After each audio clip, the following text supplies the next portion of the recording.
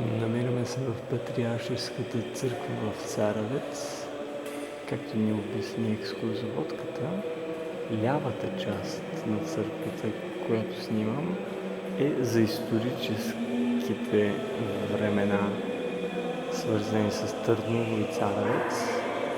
Ето тук е разделението между лявата и дясната част, а в дясно виждаме стенописи, свързани с културния възход на България, само през времето на цар Иван Александър.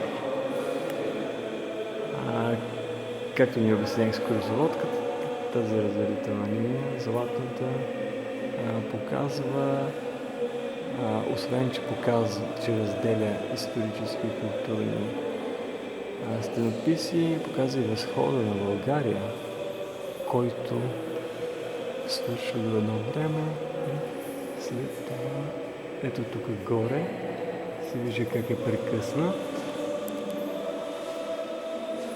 и попадаме по турско робство.